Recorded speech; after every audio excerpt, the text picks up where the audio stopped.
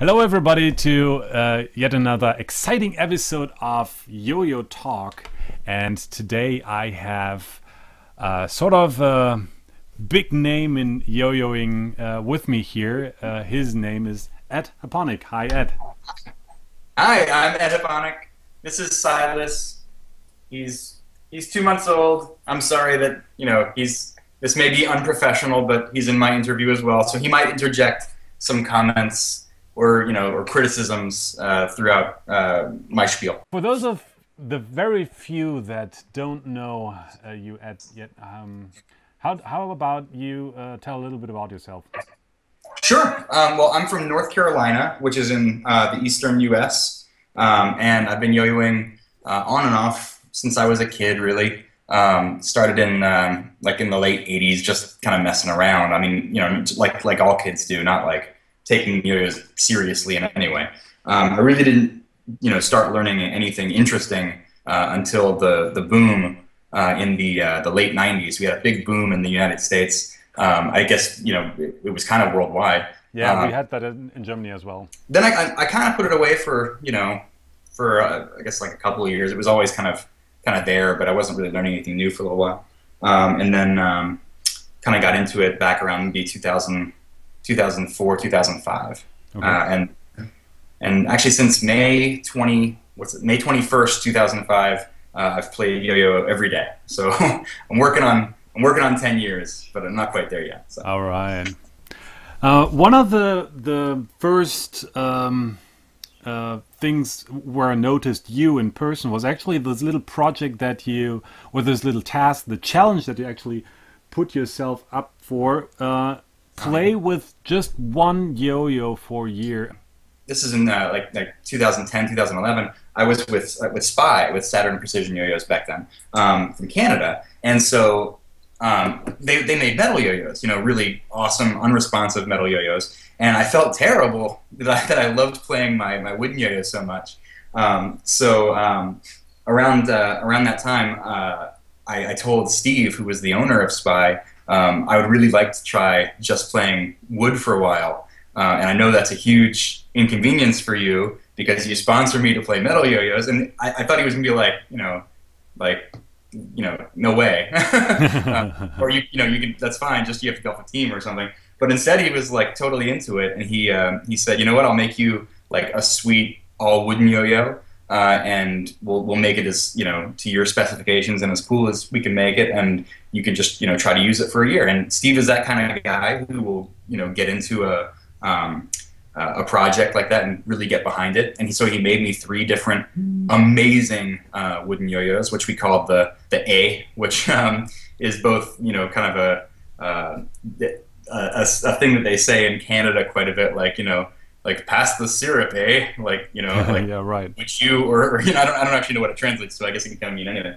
But it's also my initials, so that was the other part of it. And actually, we're re-releasing, or not re-releasing, but we're releasing a new version of the A through Yo-Yo Expert in the next couple of weeks. So, oh, really? And that's going to feature the new timber wood thread axle system, which it's all wood construction. There's no metal axle anymore, and it plays so awesome. I mean, it's the best incarnation of the A yet. So I'm really excited about it. It's the best for stalls, and it flips amazingly. So it's really good.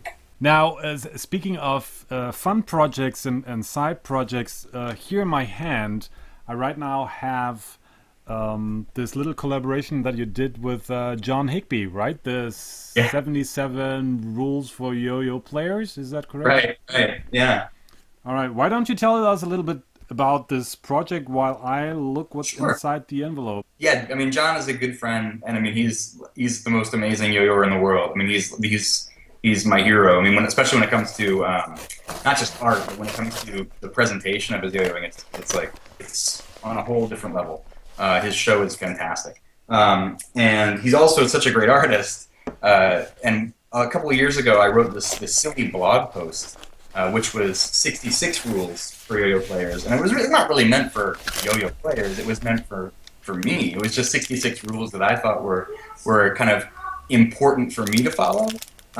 So when he kind of latched onto it and said, "Hey, I want to make this a comic book," I was really surprised and really honored and really humbled and excited. And he made it awesome. And so a couple of years ago, we released the 66 rules for Yoyo Players, and then just this last, the last couple of months, we decided to do another version of it. And I wrote 11 more rules, and he re-illustrated the entire thing while he was on tour with Tour de Fat. So he wrote it in like something like 20 different states, and like while he was camping, he was like illustrating all the little pictures.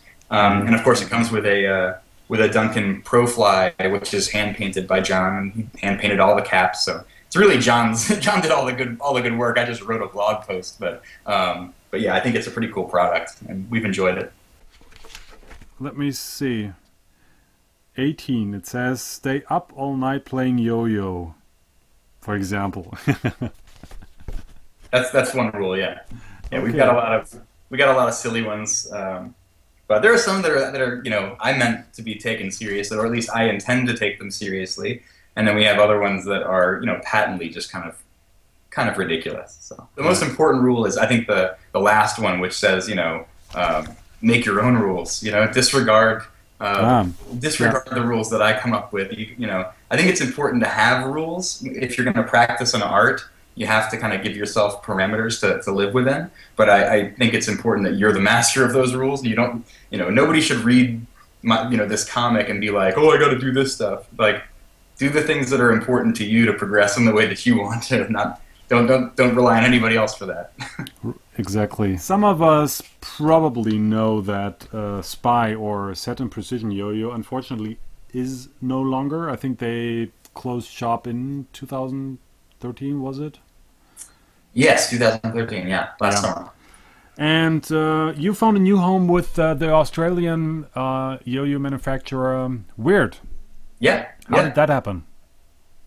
Out of the blue. I had been at Worlds, and I talked with Stu a little bit, and not about anything in particular, just he's a good friend and he's a great dude. And he emailed me last year after Worlds and asked if I would come on board with the Word Alliance. Right. And I was kind of on the one hand kind of like thrilled and excited about it, but on the other hand kind of like do you really want me? Do you really need me? I'm kind of an old guy, and I'm not really a glamorous yo-yo player, and I come up with some tricks, but they're not necessarily like the tricks that everybody's doing right now. And I don't compete, so I'm just a strange person to sponsor for a yo-yo company, but he was insistent that he wanted to have me on board, and then I kind of gradually started to feel more and more conflicted about the fact, kind of like I alluded to earlier, that I really spend most of my time playing with wood yo-yos and playing with responsive yo-yos,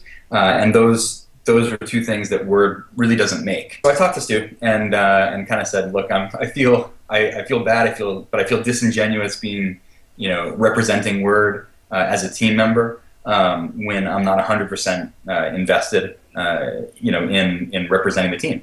And representing the yo-yos, and right. Most people look at me and look at what I'm throwing and look at my Instagram or my Facebook feed, and they don't associate me with Word yo-yos right now. Mm-hmm. And I think he understood. I hope there wasn't bad feeling there. The team was incredibly supportive. He was very supportive about me making the change.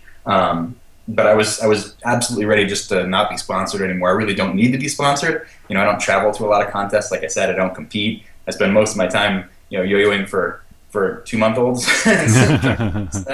So, but then literally, a week after I had stepped down from the Word Alliance, I had an email from Tom Kuhn Yoyos, and they had asked if I would come on board with them. In kind of a more of a job in the yo-yo community, where I would actually be responsible for working with their social media and working with their kind of overall internet presence to try to help them kind of get a little bit more on the ball with respect to the yo-yo community. They've been around the whole time, making yo-yos the whole time since 1977 really, but they've kind of over the last couple of years, they've kind of stopped participating as much in the current trends and the current directions within the yo-yo community. So I'm going to try to give some input on that with them, and I'm going to try to give some suggestion with regard to their marketing and their brand, and that's the one yo-yo company that I've just absolutely loved and been enamored of since I started, really, since I was first aware of them. And I love the fact that it started in Tom's workshop. A dentist who made yo-yos because it was fun.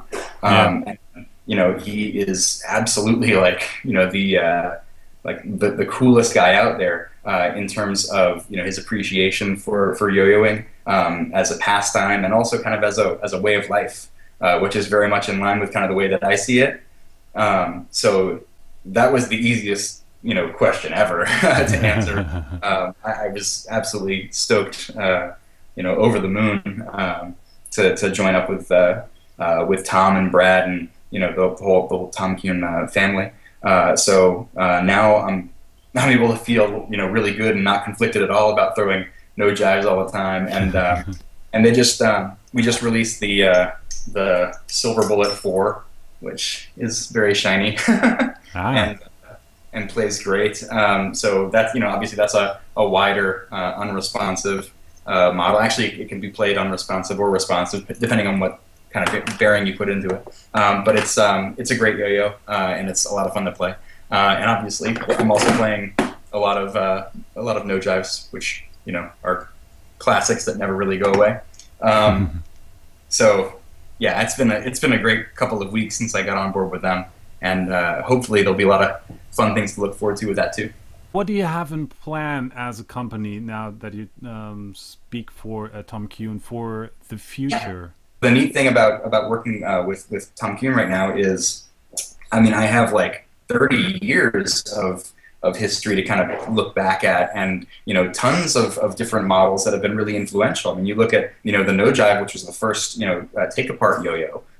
You have the SB2, the Silver Bullet 2, which was the first metal ball bearing yo-yo, and also the first splash anodized metal yo-yo. How many splashed anodized metal yo-yos do we have now? So it's been an influential manufacturer and a very, very innovative manufacturer. So I think that's where we're trying to go, to continue to release stuff that will be interesting to people and not necessarily be the same old thing. We definitely want to release yo-yos that people can compete with. We want to release yo-yos that people can be excited about doing contemporary tricks on. However, we don't want to just kind of release the same thing that's out there 100 times over. There are so many unresponsive yo-yos that look very similar, that feel very similar. And they all play great. They play consistently because of the way that they're made, and because of how amazingly how amazing the tolerances of the materials are. However, I'm going to pass off the baby. Thanks. Ta-da! Ta-da! Sorry, as I was saying.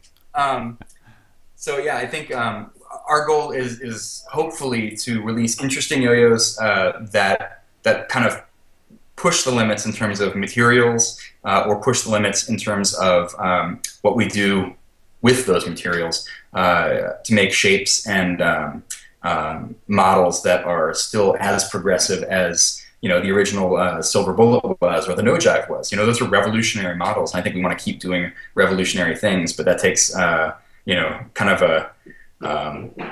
a very creative approach, and I hope we're up to that.